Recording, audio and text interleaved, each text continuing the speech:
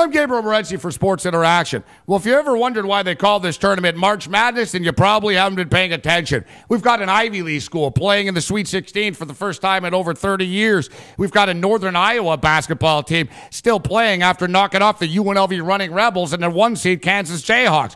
I think they're going to beat Michigan State, but we'll get to that later in the week. Let's start with the Syracuse Orangemen. Syracuse is getting screwed. Why do they have to go play in Salt Lake City while the Big East West Virginia Mountaineers will be playing basketball on Syracuse's home floor at the Carrier Dome? It's not the first time the committee screwed something up, and unfortunately, it won't be the last. Syracuse gets a Butler Bulldog team coming into this game with an identical 30-4 record. Unfortunately for Butler, there's a big difference in the level of talent. There's also a huge difference in the level of talent as far as the teams that these two teams have played this year. Syracuse is a well-seasoned team that's living up to its hype. I like the Syracuse Orangemen at plus 400, actually, to cut down the nets right now that Kansas have been bounced. I think this is a tough matchup for Butler. They might be able to hang around for a while, but ultimately I expect Syracuse to pull away at the end of this game. And I think Butler finds out that playing Syracuse is difficult as finding a word that rhymes with orange. Now, speaking of the games at the Carrier Dome and speaking of the Ivy League, how about Cornell? Cornell's proven that they're for real. Temple's a good basketball team, and they were destroyed. Wisconsin's a very good basketball team, and they were embarrassed. Cornell now gets Kentucky. Now, if this is a matchup of GPA averages, then Cornell would be the team that's a favorite here.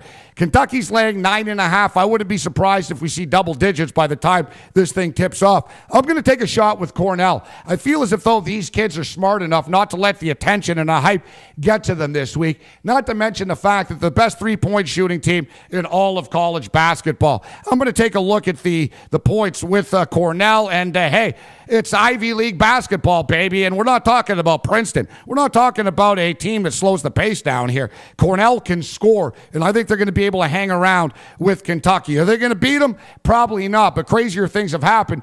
And don't think that the kids and all the fans in attendance at the Carrier Dome won't be polling for Cornell. Very close to the campus. We're going to be taking a look at the Big Red. How about the Washington Huskies? Washington, one of the hottest basketball teams in the game right now. They beat Cal to win the Pac-10 tournament. They absolutely destroyed New Mexico. The Lobos. Sheriff Lobo's not only off television, he's going to be at home watching this tournament. Great performance by Washington. Now, this is a tough spot for Washington. They got to fly across country and play in upstate New York, yet I think they're capable of doing that. Now, yes, West Virginia's used to playing at the Carrier Dome, yet don't think for a second that the kids in Syracuse are going to be cheering for West Virginia.